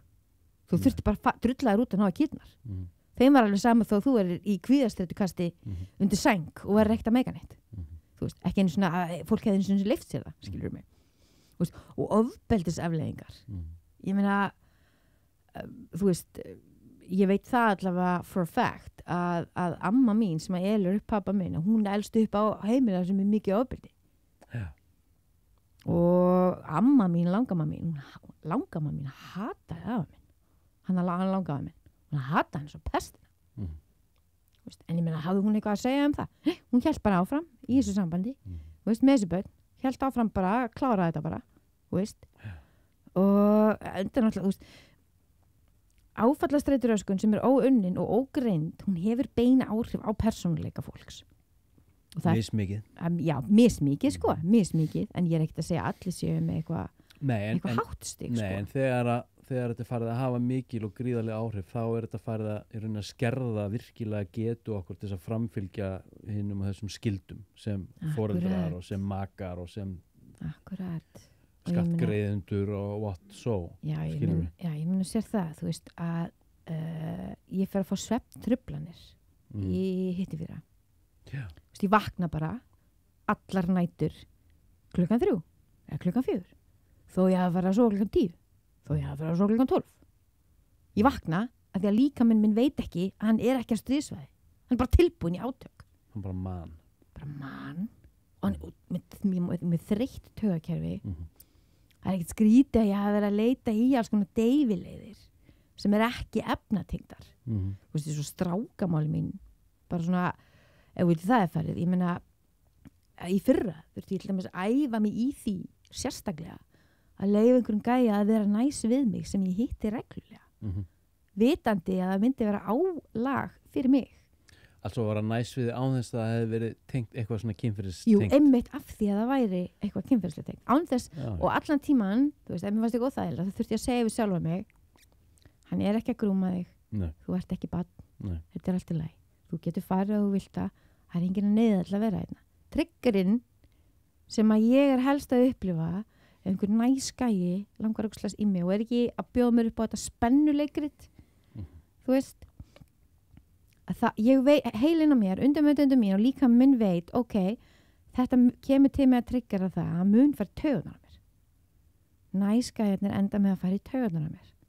Af því að þetta tengist inn á sama svæði í heilanum á mér. Næsgaur sem að vill eitthvað að vera að vinna með yfir til sín sem ekki eitthvað sem að ég valdi út frá einhverjum spennuleikrit aðstæðum eða einhverjum svona, þú veist, þess ekkert að gefa mér of mikið tilfinningilega, þú veist, ef þetta ekki gæði sem ég þarf að vinna eitthvað sérstaklega líka til mín og veiða til mín, þá kemur þessi trigger, þá kemur þetta, þú veist, já, ok, núna, og þegar þessi trigger kemur. Sérðu hann bara? Já. Líka minn á taugakerfið, það bregst við eins og ég sé dýr í hættu. Bara drullæri burt frá mér. Það er mjög magna. Það er mikið að gauðin. Ég veit það. En ég minna, þú veist, hvernig getur unnið með þetta? Þetta að vinna, í rauninni, veist, þetta er bara æfing. Sjá, þetta er bara æfing, skilur. Bara það eitt og sér að sjá. Þetta að gerast. Það klikkaðu sigur, sko. Og það eiginlega næstu ekki, þú veist, það eiginlega no turning back from it, sko. Það alls ekki, sko. Þú bara svona, og því að, sko, þegar þú ert inn í þessu, það, og þetta fjúlar, þetta bara alveg stanslust, sko. Já, því svo kemur að því, að ég byrja stund að kynli með gæjanum, og það er alltaf svo gaman, skilur þau. Alveg þangað til mér, þú veist, til dæmis ef það er eitthvað sem ég vill ekki, ef mér finnst það vera að fara eitthvað of nálægt, með einhverjum mörgum, þá koma ofsængfengið viðbrögð í staðan fyrir bara, nei takk, við viljum ekki gera þetta, mér langar ekki svona, tralli-ralli. Þú veist, það geta komið svona fyrstu viðbrögðin geta verið svolítið ofsængfengin og þá er kannski gæinn bara eitthvað, ég ekkert eitthvað að reyna að fara inn á neitt og þá er ég bara eitthvað, fer ég alveg í klessu, bara, ég hata að vera svona brotin og ég þoli ekki að vera svona. En þetta getur verið rosa heilun ef þú ert með einstakling sem hefur innsæðið inn í það sem er að gerast í þínu kerfi. Þokkalega. Þetta er bara svo að fara bara eitthvað í háskóla með trámaháskólan. Það er að segja það, ég sagði líka við hann að ég sagði við hann, ég er meðvitað að æfa mig núna, ég leifa það að vera næs við mig, án þess að ég endi með að kyrkja þig. Ég manna, þú veist. Og það er bara þessi sannleikur. Bara ok, það er eðlilegt að ég sé svona, að vissu leyti, í óðalegum aðstæðum, ég get unnið mig frá þessu. I can unbecome it. Og þessi reynsla var til þegar síðan að ég var miklu öðuldra með að velja mig gæði sem bara næs og ég har tilfinningulega mikið að gefa og eru bara yndislegir og mér finnst spennandi og kannski svona smávígalegir, þú veist, ég alveg með smekk en það skilur þau. Þú veist, hann kannski breytist bara úr því að ég fer inn í nærandi aðstæður. Þú veist, ég fer það sem að ég finn að viðkomandi sér mig. Og það var rosa sigur að fyrir mig að bjóða einhverjum gæði á date í október, ég sagði bara, ég ætla bara að taka þig á besta date sem þú hefur farið á og það verður geðveikt við fórum á þetta date og það var ógeðslega gaman og það voru fullt af listum og hann var svo næs og þú veist hann reyndar líka boxari sko, hann er svolítið vigalegur sko, hann var svona akkurat inn í svona the criteria en ekkert ofbeldisneiður og myndi aldrei beita mann tilfinningulega ofbeldi og bera svo virðingu fyrir konum og alltaf svo yndislegt skilur og ég ætla bara svona til að segja fyrir þá menn sem ég hef verið með þú veist, þeir hafa ekkert verið eitthvað slæmir Nei.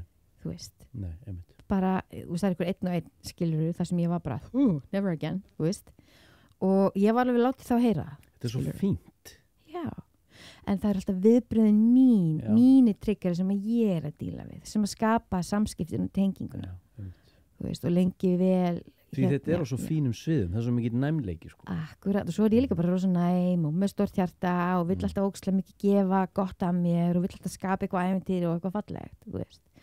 En ég meina, ég komst að því bara þegar ég fer úr sambandinu sem ég var að koma úr hérna í sumar 2019, mér er algjörlega lífsins og þess vegna fór ég til þess að byrja með því að leiða einhverjum gæði að vera næs við mig vegna þess að heilin minn þekkir trauma bonding sem eðlilegt. Það er það sem ég læri. Já. Trauma bonding eru samskipti það sem að Sásöki kallar sásöka. Já. Af mörgu leyti, þú veist, ég fer inn í samskiptinu og þegar þið fara að vera erfið og óþægileg og áfallatengt það að fara að bakka út og segja, þetta komið á mikið, ég get ekki meir þá fer minnst bara að gefa í bara, það er eitthvað sem ég er ekki að gera rétt ég ætla bara að vanda mig ennþá meira í þessu og ég ætla bara að vera ennþá öflugri eða gefa meira að mér eitthvað og viðkomandi einstaklingur er kannski bara ekkert vanur þessu og veit ekkert hvað heila ég er að díla við og hann heldur kannski áfram einhverju sem er skaðlegt í samskiptunum vanræksla tilfinningalegt ofbeldi særandi hlutir og ég, þú veist, í staðin fyrir að segja bara stopp, þá dætti ég inn í eitthvað traumabonding leikrit. Því heilbritt fólk segir stopp. Sko. Já, heilbritt fólk segir stopp. Og þetta fólk er alveg til. Sko. Já, fullt af því til, sko. Og þú veist, og sumir sem væri bara, ég er ekki alveg að fylgja svo orku hvert er þetta að fara með þetta? En ég náttúrulega líka á sama skapi vel mér einhvern gæja sem er með púsl sem passa við mitt veika púsl. Þannig að það eru líkur á þetta gerist og þú veist svona frambúð eftirspurn þetta er pínu þannig sko þannig að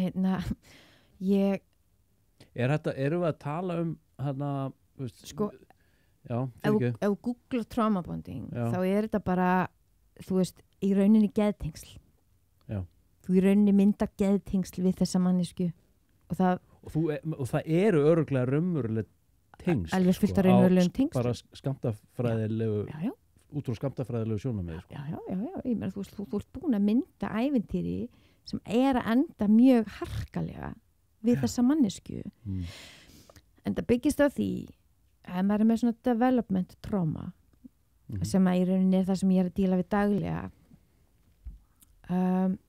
og er daglega að vera í bata frá sem er afleiðing af komplex PTSD ef googlar trauma bonding þá er þetta þegar þú veist heilin hann skilur tengslin sem nú eru þið miklu sterkari saman nú eru þið miklu nánari saman af því þið eru búin að díla við svo ógeðslega mikið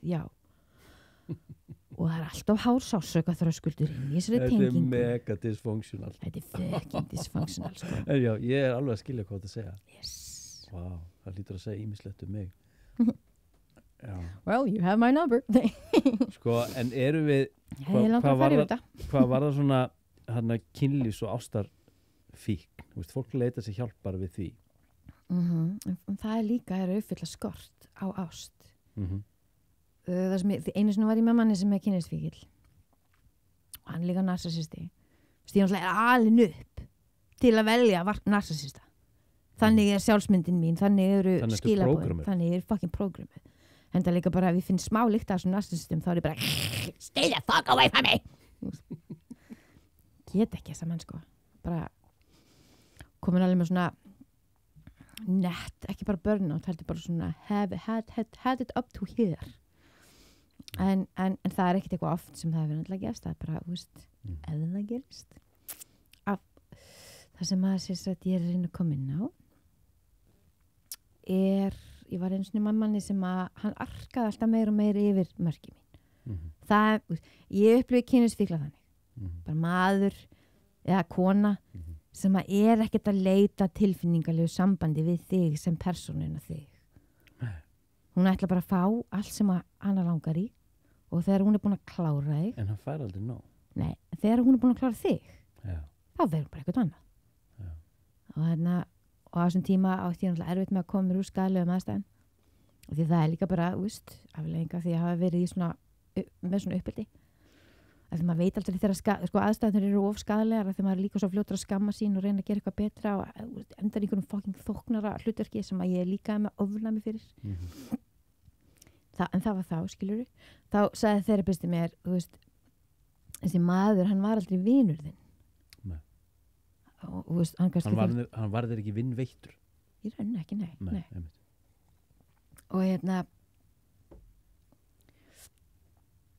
svo áttaði mig á því að ástarfík rosa mikill hluti af batanum inn í traumabonding meðvitundinni hjá mér var ég er búin að vera að leita mér að nýjum pappa síðan ég yfirgaf pappa minn tilfinningalega þegar ég var 8 ára ég yfirgef hennar mann tilfinningalega 8 ára, hann býr ennþá á heimilinu ég byrja bara að leita mér að öðrum pappa Af hverju 8 ára? Hvað gerist þá? Bara fekk ég nóg að hann ég var bara að byrja að hata þetta kveikindi bara þá og allt sem ég gerði í kjölfara því var bara leikrit bara brostu þegar pabbi vill og brosir þannig að hann viti og hatar hann ekki ég sagði við hann, þú ert ekki pabbi minn bara ert það ekki þetta er maður sem komst upp með það að gera hluti sem að engin einstaklingur á að geta gert neinu Nei, en í rauninni var hann ekki einu sinni pabbi sko. Hann var aldrei fokkin pabbi Þetta er náttúrulega bara skrýmsli sko. Það er bara þannig En ok, hann er dáinn og það er ekki vott er til eitthvað í þessu samhengi sem heitir eitthvað fyrirgefning eða eitthvað, ég meina Það er svo merkilegt að segja þetta sko, þegar þú ert með sár á löpunni og allt skinnið þetta er eiginlega bara brunnið það verður fyrst að klippa það af til þess að fá nýtt þú ert ekkert að fara að setja aloe vera á þetta þannig til að þetta lagast okay. Fyrirgefningi þessu samhengi hjá mér er bara þetta er allt brennt fyrirgefningi er núna klippum við þetta burtu þú veist bara öll aðstæðun sem ég er að fá allt sem ég er að gera mun búa til nýtt cover ég mun kannski ekki vera með alveg eins fætur og þeir voru áður en það er allt í lagi þeir verða ekki brendir fyrirgefning þýðir eiginlega bara að klippa í þessu samhengi ég þarf ekki að hafa samúð með honum ég þarf ekki að skilja hann og ég þarf ekki að þvinga mig til þess að vera eitthvað bara en þetta er nú pappiðinn kjaftaði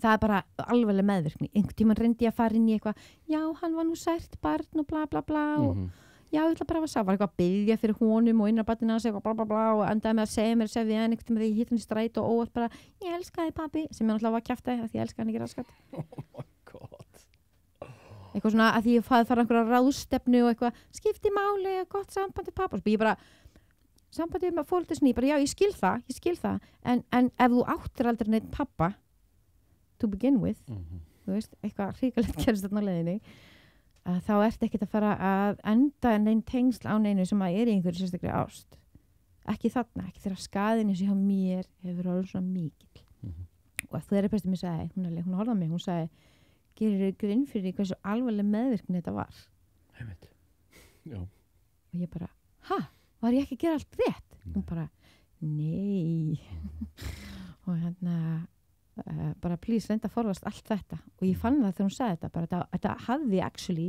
brotið eitthvað inn í mér ég var ekki lengur eins mikið ég og um leið hún sagði þetta það bara klikk fann ég allt í hennu bara wow, what þú mátt já bara, þú veist því það þarf aldrei að vera vel við hennan mann nei, nákvæmlega þú veist, hann er ekki þú veist, hann að þegar þú segir fyrirgefa þá þýðir það klippa já, því að það er líka fín lína það sé ég kannski á við hvar er línan, hvað var það að vera svo ekki í reiði sko. Já, akkurat, það er nefnilega það sem ég er að meina sko. Þetta er bara, núna klippum við bara þetta, nú er komið með verkfæri rosa mikið til þess í áfallteiminu sem ég er í geðteimi suður og er óbáslega þakklátt fyrir þá hjálp og vona ég nái að komast einhvern tímann á vinnumarkaðinn og gera frábæra hluti og láta söguna mína og ég fór líka ráðgjafaskóla hjá Kára Íslands Kára Íslands? Nei, ráðgjafaskóli Íslands Ég held að vera að tala Kára Stefánsen okay. Já, það er Kára Stefáns sko. Okay. Og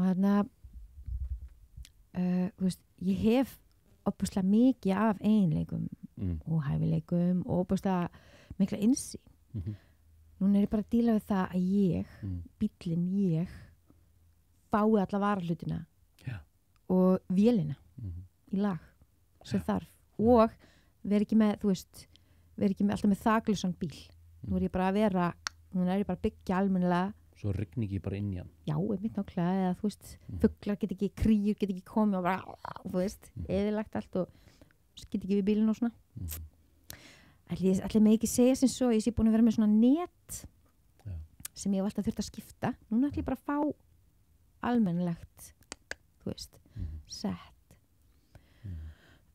en þar er ég að fá svona viðtækari skilning líka á þú veist að það er barn inn í mér sem heitir Sofía sem að ég þarf að passa rosalega vel og það er fullorðin Sofía sem situr í þessum stól sem að þarf að passa þessa Sofíu og ég kemst ekki langt á því að vera að hangi einhverju reiði en ég má ekki gleyma því samt að það eru ákveðnir þættir innra með mér sem ég þarf að reikna með í samskiptum við aðra menn þú veist, ég er í bata frá því að hafa þú veist, ég hefði alveg getað sagt já, ég er greinilega kynlífsfíkill nei, ég er ekki kynlífsfíkill það sem ég var að díla við var ég var háð kynferðislega spennu síðan ég var 8 ára í beinu kjölfari á kynferðisofbeldi frá öðrum mönnum þessi spenna sem að vera til í líkamannum hjá barni hann hefur engan tilfinningilegan þroska eða það hefur engan tilfinningilegan þroska eða hann verkfæri og ég var að leika mér í klámbarbí 2 ár, 3 ár, 4 ár alveg þá ég var bara 12 ára eða eitthvað bara svona obsessively misti mig eitthvað með þegar ég var 14 hélt að þetta var gaman þú veist, með einhverjum gæja sem að einmitt, þú veist, líka gat ekki gefið neitt af sér tilfinningilega og ég var eitthvað svona skegg fyrir hann af því að hann var basically hommi og var í öðrum skóla og það að hann gæti sagt við vinni sinna nætti kærustu komið veg fyrir það að hann er lamin þú veist, þetta var ekki eitthvað ástarsamband, fattur mig Það er mjög áhugavert hvernig þú aðskilur þetta að missa meitum í 14 ára en samt varstu búin að vera með allan ennum tíma áður það er sem sagt eitthvað annað það er bara ofbeldi Það er bara ofbeldi Það er ekki að tala um það að nauðgun er ekki kynlíf nauðgun er ofbeldi þú veist, allt sem þú gerir með annarri manneskju á að vera í samþykki Þú talar rofið megarhaft sko, sem barn sko, að þú missir meitum í 14 ára Ég geng í fyrstu kynferðislegu samskiptin með einhvers konar svona einhverju vitund núna þar sem að ég er eitthvað prófum þetta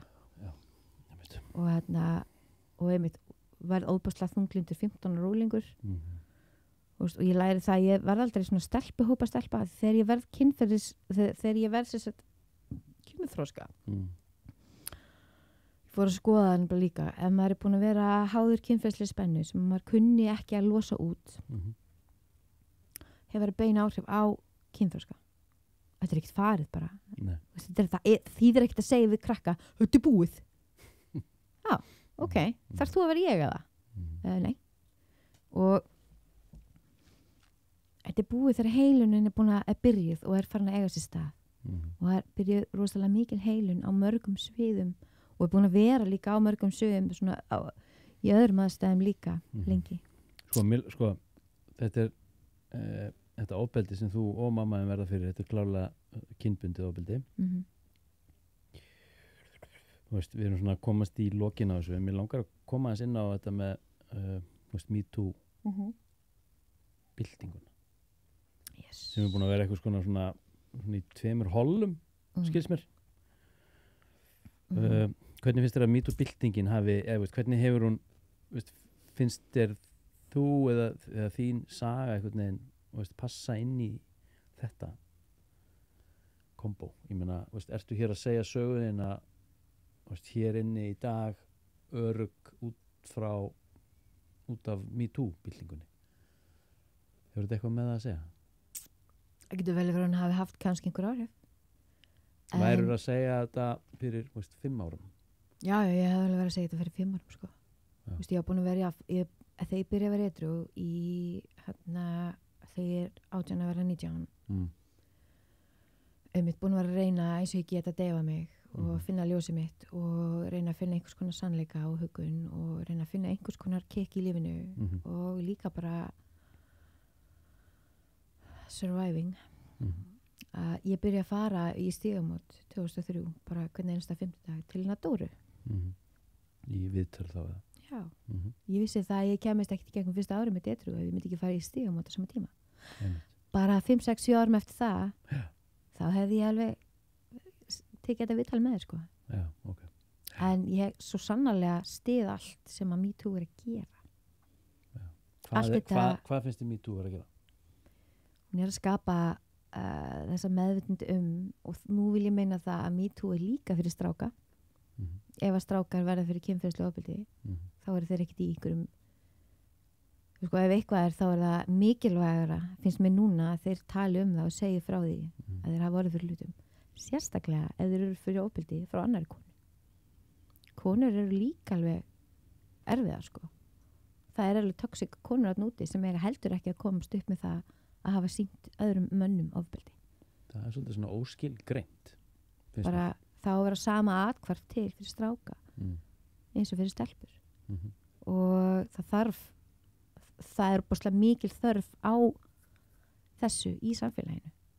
Og að, þú veist, alveg sama hvað gaurinn er gamall, að hann geti sagt og komið fram án þess að það verði eitthvað svona einhver erjur til. Þetta er allt bara einstaklingar sem er að segja frá reynslu frá þessu. Það verðist einhvern veginn vera eins og þessi auðveldar fyrir stráka að segja frá því ef að annar gaur beitti það ofbeldi. Þú veist, það er bara flott að það sé byrjun að segja það frá því þarna. Allt hörmulegar aðstæður. Bara að allir geti átt sinn örugga stað til þess að fá sína heilun.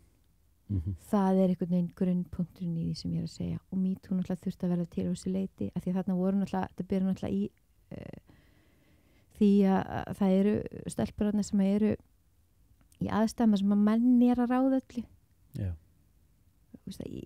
Og ég minna þannig náttúrulega byrjar það að þær fara að tala saman og svo bara ok, ég líka og ég líka. Eðlilega gerist það að það verði bylting og þessi Weinstein þarna, þú veist, hefði náttúrulega átt að vera sendur bara á einhverja eldfjalla eyju, skilurðu, og bara láta henni dúsa þar.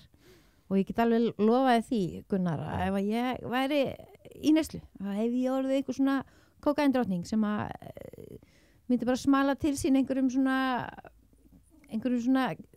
barnanýðingum og kynferðisafbrotnum mönnum og ég myndi bara láta einhverja handrukkara, þú veist, taka á niður og þú veist, henda þeim út í hraun. Ég hefði ekkert samviskubiti yfir því. Nei. Þú veist, og ég veit ekki hvort það sé gott eða ekki, það sé ekki þar, stundu veltaði fyrir mér. Nei. Það er ekki... En við viljum það, ég vil helst ekki gera hluti sem að íta undir að ég sé á sakaskrá. Skilur við? Nei, en það er náttúrulega kannski fyrir eftir hvað fjúlar aðgerðina, sko. Já. Já, ég meina, þú veist, kannski, þú veist, það er bara, þetta MeToo líka verið til vegna þess að svona kynferðisofbeldimenn komast svo oft upp með litlar afleiðingar en fórnarlambi situr eftir með mikinn skaða sem þau eru kannski að díla við mörg ár. Og þetta er bara ekki sambarlegt og einn ofbeldismaður, hann skadar miklu fleiri. Hann skilur eftir sig sko bara svöðusár út allt í gegnum ár og áratugi sko. Og þess vegna er þetta MeToo svo mikilvægt út af því að þá eru hinir að fá rödd. Það sem að er bara svo mikilvægt er að allir séu einlægir í sannleika sínum með svona hluti og sé að styðja hvort annað, að markmið sé að við erum að styðja hvort aðra, við erum ekki bara í þessu til að benda, við erum einna til þess að styðja. Við erum ekki einna til þess að fá kikk út úr því að segja já ég líka og ég er ógeðslega rifin og ég er ógeðslega þetta og ég er ógeðslega hitt. Heldur, hvað getum við gert saman til þess að verða sterkari saman? Hvað getum við gert til að hafa heilandi áhrif á þig? Þú það ekki næsta skref? Ég vil vera þar, ég í næsta skrefinu. Þú veist, það vantar til dæmis áfallastreitu center á Íslandi áður en að fólk fyrir geðrof. Áður en að fólk komið út í sjálfsvíshugsanir. Það sé eitthvað svona millistæður og það það sem að draumurinn minn að búa það til. Já, og líka bara samræðunar, að samræðan einkennist af, sko, hvað ég að segja, heilun, sko. Já, og svo eru umhyggju og bara... Því við erum bara svo veik, sko. Já, að því að ég meina, ég get sagt við stelpu sem nýbúin að viðkynna eitthvað, ég get sagt við hann og allt í hendina á hann eða strák, og ég get hort í augun á hann og ég get sagt, vá, hvað mér finnst óbáslega leiðilegt að þetta kom fyrir þig. Já. Mikið óbáslega finn ég til með þér. Vá, hvað ég skil að lífið þitt sé búið að vera erfiðara út af því að þetta gerðist. Þú veist, ég á þetta handa þér. Langar að prófa þetta. Þú veist, það virkar fyrir mig, ég ránaði sterkari, ég finn meira fyrir vængjónum mínum, ég finn meira fyrir umhygginu og mannúðinni minni, vegna þess að ég tengi mig þangað, en ég viðurkenni samt að sama tíma að sásökinn sem ég verið að bera, hann er alveg óbúslega valid, hann er óbúslega, þú veist, stór partur af tilfinningulegum raunveruleika mínum sem ég þó vel að vera í bata frá. En heldur að gerandinn sko sé sjálfur í þjáningu og þar að leiðandi fórnarlamb eigin gjörða? Heldur að hann eigi skilið og þurfi líka þessa heilun, þetta ávarp? Ég oft spáði þessu og veistu hvað svarið mitt er alltaf? Ef hann drullast til að taka ábyrgð á þessu. Já, einmitt. Og það er að gangast við. Já. Við erum ekki að sjá mikið af því, sko. Það gerist á til, sko. En þeir eru yfirleitt orðni predatorar. Já. Predatorinn, hann er erfitt að fara úr honum og það er alveg sér kapitúli út af fyrir sig. Já. En við sem skynjum predatorana, það er okkar að vernda okkar fólk. Það er okkar að halda stiðið aðeins við. Þú veist, ég kom að nánast að við séum einhverja stelpu eina, þú veist, eitthvað að vera, og ég veit að gæinn sem hún er að tala við predator, þá tekja hann til hlið og ég segi bara þú vitir, þetta er reynslan hefur sýnt að þetta er gaur sem er að árita stelpur. Þú velur hvað þú gerir, þú veist. Já. En hvílir ekki, segjum sér svo að þetta sé kynjabundið, að predatorinn segjum sér svo að það séu karlmenn. Hvílir þá ekki mikil ábyrgð á karlmönnum sem að myndu ekki skilgreinast sem predatora, heldur skilgreinast sem heilbrigðir menn, sko, í virkri heilbrigðri karlmennsku og með rauninni staminu til að stíga inn í og taka þessa menn í samtal. Já, klárlega. Það Fattarðu? Jú, það þarf. Bara björn við björn. Já, björn við björn, nákvæmlega. Bara svo górilla sem bara eitthvað... Ég meina, ímyndar, ef við varum í úlfahjörð, væri þetta úlfur sem væri að gera yngri úlfana eitthvað sterkari? Það er að segja, er ekki, segjum sér svo að við séum kallmenn sem gerendur, hvílir þá ekki, er ábyrðin ekki sameinleg? Já, klárlega. En ég myndi halda það er svo ótrúlega auðvelt eitthvað að fría sig ábyrgð og segja, ég er ekki gerandi. Ég er ekki að beita konur eða aðra ofbeldi og þar með er ég bara ekki inn í þessari jöfnu. En er ég það ekki? Á ég ekki að vera það? Sko, svolítið stór spurning. Það sem að ég myndi helst vilja segja er að grunnurinn er alltaf bara, þú veist, hvað gerir ég á hverjum degi til þess að skapa þessa meðvitund og hvað er ég að gefa af mér, hvaða skilaboð er ég að gefa af mér sem einstaklingur út í samfélagið. Þú veist, og hvaða vopn hef ég? Og einmitt þetta, hvað er heilbrigður og bara, þú veist, karlmaður eða bara gaur eða hvernig sem það er. Þú veist, í staðan fyrir kannski að menn er ekkert þekktir fyrir það að vera eitthvað að hópa sér saman og tala um tilfinningar, en það má alveg ít undir það. Konur er ekkert þekktar fyrir það að hópa sér saman og tala um, þú veist, borvél. En hver veit nema það myndi kannski mögulega bara gera samfélagið að betri stað. Þú veist, fara aðeins gegn þessu sem að í rauninni heilin er svona pínlítið umprendaður í. Pointið með þessu er af hverju ekki bara að ákveði samfélag af sterkum heilbrigðum mönnum, þú veist, taki sér bara svolítið saman og bara, hei, ef vinnustæðurinn okkar með einhvern svona dúta sem við þurfum kannski að passa okkur á, eru stelpur að hætta í vinnunni út af þessum þarna Johnson, skilur við?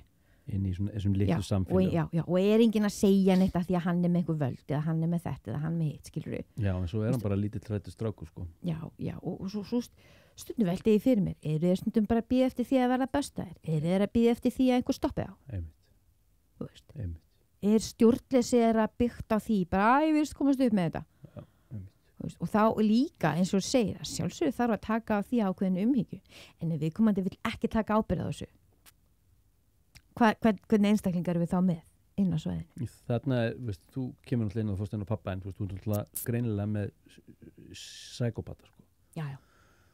Og þú nærði ekki inn í kjarnan, því kjarnin hann ekki aðgengilegur, sko. Ekki aðgengilegur, nei. Að því svo líka sárasta við það að alast upp með svona pappa er að veist, ég venst því að bara þannig fari úr þessari umræði aðeins yfir í innri umræði, en þá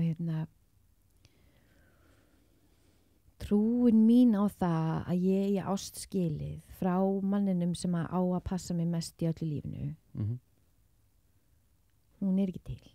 Að því að ég bara innprentu einhvern veginn inn á það að passa mig á að fara ekki tönar á honum eða að passa tryggur hann ekki eða þú veist, vera eins frábær og það er ekkert ástæði lausu að börn sem alast upp í svona aðstæðum þróa með þessu fullkomnun áratu. Já. Ég meina það er náttúrulega bara ábyrgð foreldra að geta veitt tilfinningarlegt og bara félagslegt athvarf. Já, akkurat. Þú veist, að því að það eiga ekki þar, hvar er það þá eiga það? Já, en það er náttúrulega bara ekkert sjálf gefið að við sem hægt þess að veita það. Nei, það er ekkert mál að búti börn, sko. Nei, ekkert mál að búti börn. Og eins og Kári segir. Tekur bara 3 mínútur.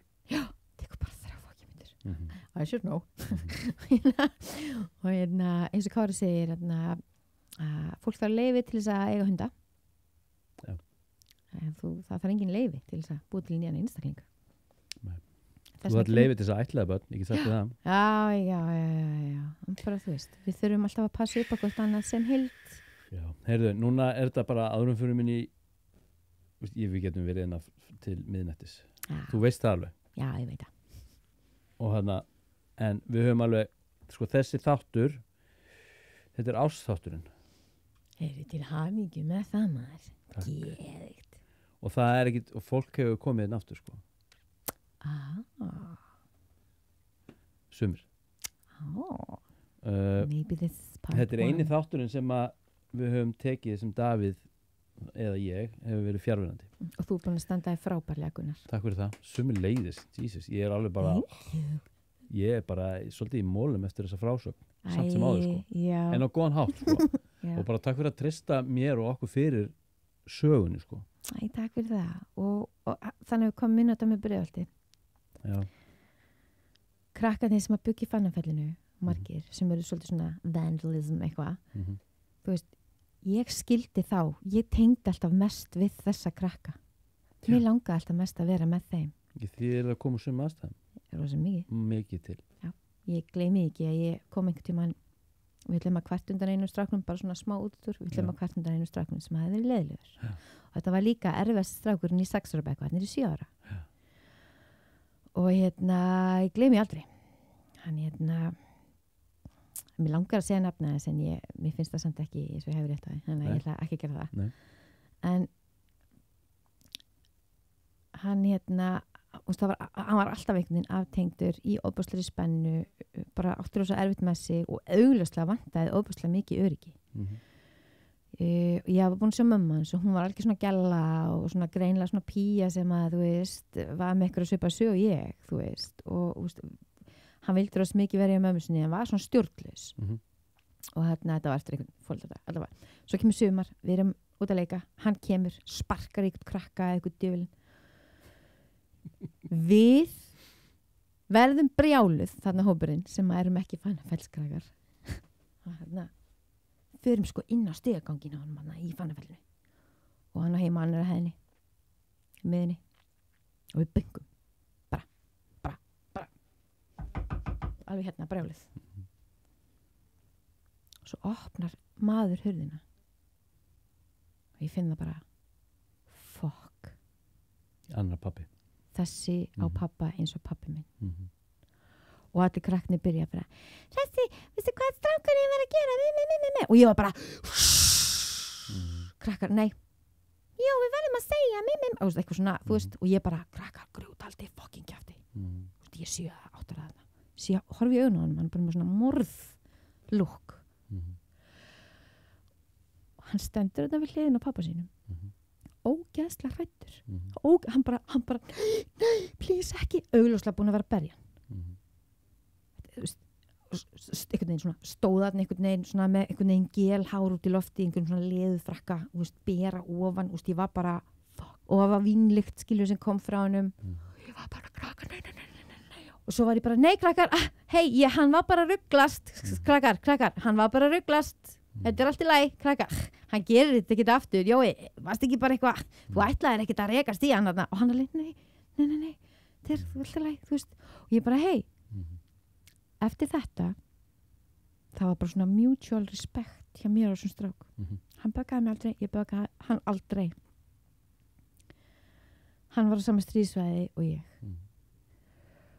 seinna hitti ég hann strák í partí og einmitt, þú veist, alveg hellaður varð óbúslega mikill fíkilsi strákur og hann er ennþá lifandi og ég bara, úst, ég var alltaf svona hjúkett, hann er ennþá með okkur þetta sagði mér svo mikið og svo man ég að hann lokaði hurðinni og ég náði einhvern veginn ég kunni að segja réttu hlutina við svona menn spáði því sem er absúrt sem er fucking absúrt og ég ætla ekki svona að ræða skilsæti sem ég var með á kalla og gaura sem að mér langaði í þegar ég var komin yfir kynþræðskeið og langaði að gera eitthvað spennandi veit alltaf hvað ég var að segja skilur ekki út af því að það er ekki satt heldur bara, ég les allavega, Harunsa þetta skilsett svona lítil sagði mér hvað ég var búin að reyna rosa mikið og svo man ég að lokar hurðinu pafinn og krakkina bara, akkur varst að standa með honum og ég var bara krakkar, ég skal segja ykkur þetta er örugglega hættulegur pappi hann er örugglega bara svona því að pappa sé hættulegur hann er alltaf hræddur við pappa sinni sem strákur alltaf og þau bara eitthvað, já ok, já færi boltaleik og hérna ég mun aldrei gleyma þessu alright Sögur og Breiðholtinu Sögur og Breiðholtinu með Sofíu það var ekki svona í Ljárskógum sko. Nei, ég man já, nei þetta var aðeins öðruvis í Ljárskógum heyrðu, ok ég fer í nokkur orð frá sponsor svo leysið þið út með gjöfum wow. Er ykkur loka orð svona? Já, bara þú veist, við búum öll yfir mannúð við erum öll búin til úr ljósi og við erum öll hérna til þess að þú veist, deila þessum wonders of life saman og þess meira sem að þú fattar sjálfa í hvaðan þú ert að koma þess meiri ástúð og umhyggju getur þú sýnt barninu í sjálfum þér og þar leiðandi verður betra foreldri þó er sikir að bara vera foreldri þitt þannig að bara, þú veist, enjoy the moments og starta með vinniðinum og myndaðu innleg tengsl og bara takk fyrir að hlusta ef þú hlustaðir allan tíman án þess að dæma mig bravo og hérna bara ást til ykkar geggjað, takk Fúsi, þú góður? Ég er góður Herðu, já, ég vil taka frá Davíð er heima og ég mátti segja þetta hann er heima með þarna svo kallað, hann hefur greinst með COVID David McCovid þannig að hann verður ekki með okkur næstu 2 viðtöl loka orð, já það er komið einmitt Þótt Þorgríms það var svolítið erfitt að fara í eitthvað svona hversdagslegt kjafta eftir þetta eitthvað, nú er það korkurinn Heru, ég lesi þetta upp, fjölskyldufyrirtæki í Ármúla 29 fyrirtæki á stofnað 1942 af Þorgrími Þorgrímssyni á fyrstu árum fyrirtækisins mótaðist innkaupastefna þess mest af þeim vörum sem voru fáanlegar á stríðstímanum hverju sinni Snemma var þó stefnan mörkuð vegna mikils skorts á byggingavörum í landinu eftir stríð. Og mér langar hérna, þetta, þú talar sko Wonders of Life. Sko, við erum að kynna korkinn. Við erum æstir í korkinn, svo séð, það er korkurinn um allt. Þetta stöff hérna, veistu hvernig korkur verður til? Semur. Sko, þetta eru korktappar. 80% af allir korkframleiðslu fer í alkohól. Fyrir korktappana, ok? Ja. En þú ert þess að með tré, skilur, svona korkeik, og þú semst ræktar þetta tré, og þegar tréð er búið að fá að vaksa í eitthvað svona 25-30 ár, þá rífuru börkin af trénu, og það er jómfrúarbörkur. Þetta er jómfrúarbörkur, þetta hérna. Og þú sér hvað hann er svona, hvað ég segja, svona lífræn og organísk. Og þetta er semst búið að vera 25-30 ár in the making, þetta er dótina. Og það sem að tréð gerir þegar að það er búið að strípa það af þessum jómfrúarbergi, fer hann í panik og bara og býr til nýtt lag á kork sem er alveg slett og fínt á 7 árum. Og þegar að 7 ára eru liðin þá er sá korkur tekinn og framleitt eitthvað stöff úr honum. Spáði. Wow. Og og framleiðslan á korkinum er þannig að því meira sem að fyrirtæki selur á kork, því neikvæðara kolefnisspor skilur það eftir sig, sem er jákvætt. Það eru góða fréttir. Það eru góða fréttir. Þannig að þetta er Þór Þorgríms. Þannig að fara inn í Ármála 29 og hífið í Daniel og fá hann til þess að fræða ykkur möguleika korksins. For a better world. Í alvörunni, það er þannig. Heyrðu, gott CBD, ólíurnar, við kynnum þær í drasl. Við förum yfir blómin, heyrðu, já, ég er hérna með eitthvað, sko. Fólk hefur samband við mig alla daga og þetta er staðreynd út af CBD og það er að spyrja mér á það. Það er fólk sem er með kvíða eða svefntruflanir, verki, bólgur, sem eru með krabbamein, sem eru með gikt, mígreni, ég veit ekki hvað. Og ég er svona leiðbeineðum, svona út frá minni reynslu. Ég er ráðleg sumum að taka olífur og... Ég er mjög spennt fyrir þessu. Þetta er algjör snill, þú mátt prófa það vel. Ef að þú ert þarna með eitthvað krabbamein og eitthvað alvarlega verki, þá myndi ég benda þar á stíla. Það er mjög sniðugt, ég er búin að prófa það. Þú stingur bara beint upp í rassinn, 50 mg og ég var alveg rosalega slakur alla helgina, sko. Ég er svo spennt að vita hvort það geti hjálp mér að sofa. Þetta grínast. Þetta er 12%. Og klára nóttina, séu til. Þú setur svona 4-5 dropa undir tunguna, bara og fólk er að koma með alls konar feedback og þetta er raunverulega að hjálpa. Þetta er að hjálpa við svefnleysi, þetta er að hjálpa við verki og bólgur inn í líkama, þetta er að letta lund og ég get lýst þessu best þannig að hugafar mitt hefur alltaf verið svona fjallgarður, svona tindar, svona hvassir tindar, svona tindar sem að allir hættir að standa upp á, skiljið. Og núna er þetta svona eins og mosavaksin heiði. Það er breytingin sem CBD hefur framkallað í lífið mínu og ég líði ekki. Trúir alveg. Og við erum mjög þakkláttir fyrir gott CBD og auðvitað Þór Þorgríms. Og það er afsláttarkóði bæði upp í gott CBD búð sem er upp í Urriðaholtsstræti og líka inn á vefsíðu eða vefverslun og afsláttarkóðin er þvottahúsið með litlum stöfum sem veitir 15% afslátt. Og hérna í lokin þá ætla ég að leysa þið út með gjöfum og megi hampurinn vera með þér. Þetta er CBD handaburður og CBD varasalvi. Þú getur notað þetta reyndar á öll sár og glasamóttu fyrir sex í boði Þór Þorgríms úr kork. Gjörðu svo vel. Gracias. Herðu, og bara muna fólk kannski á subscribe-a, það er mjög næs á YouTube og eitthvað svona streymisveitur hvar sem þið eruð og Sofía, Villingur. Yes. Takk fyrir að koma og bara farðu vel með þig á 9 ári. Ég lofa því. Takk. Takk fyrir mig. Takk.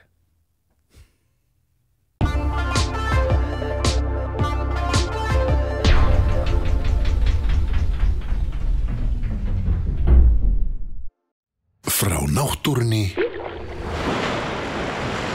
til þín.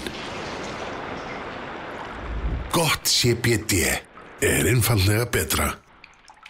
Korkur í eldhúsið, korkur á baðherbergið, korkur í stofuna. Við elskum Kork. Korkur, umhverfisvænn, hipp og kúl. Páll Þorgríms er stoltur styrktaraðili Þvottahússins.